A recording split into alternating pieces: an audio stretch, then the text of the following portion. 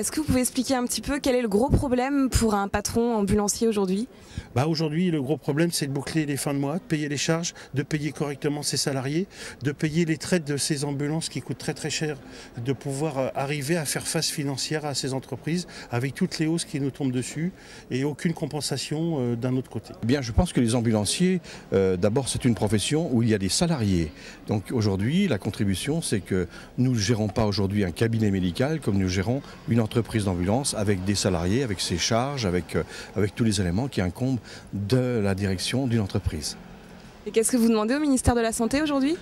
Au ministère de la Santé, nous demandons d'abord de revoir un petit peu la position par rapport justement à ce problème salarial, également d'avoir un effet d'urgence par rapport à la situation donc, du financement, effectivement d'équilibrer un peu par rapport au gasoil, par rapport au salaire, ça c'est de l'urgence. On peut dire que l'essence représente environ les 7% sur nos budgets, ce qui veut dire que nous sommes aujourd'hui, pour équilibrer nos comptes, à un besoin de 130 millions d'euros, mais l'essence représente environ 7 millions d'euros. Résumez un petit peu quelles sont vos revendications ?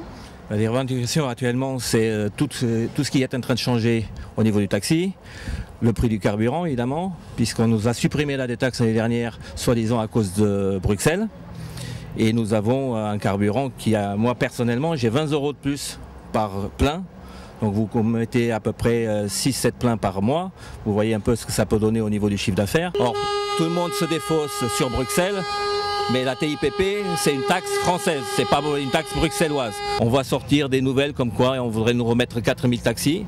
Moi je veux bien donner du boulot à d'autres gens, mais nous on n'arrive déjà pas à s'en sortir. Quand nous en remettent 4000, ok, mais j'espère qu'ils ne vont pas la payer cher leur licence, qu'ils vont leur donner, parce qu'ils n'y arriveront pas. Nous on n'y arrive pas.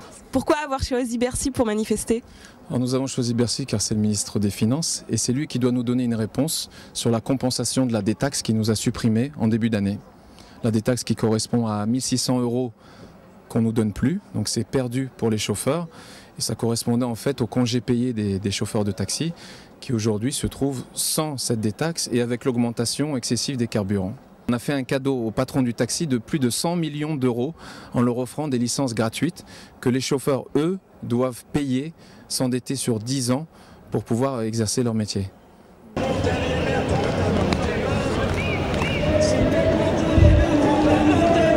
Écoutez, il y a deux raisons pour lesquelles nous sommes dans la rue. C'est la question des retraites, donc nous refusons le passage aux 41 annuités comme le prévoit le gouvernement. Et d'autre part, nous refusons que le gouvernement casse la durée les 35 heures et la durée légale de travail dans le Code du travail. Donc c'est deux questions de fond et c'est pour ces raisons que nous sommes aujourd'hui dans la rue. Nous pensons que ça aurait mérité qu'il y ait une unité syndicale plus grande que celle qu'il y a aujourd'hui. Et nous pensons qu'en tout état de cause, même si la mobilisation n'est pas aujourd'hui suffisante pour faire reculer le gouvernement, eh bien sans doute qu'il faudra qu'on se retrouve à la rentrée plus fort et plus unis pour gagner sur ces deux points.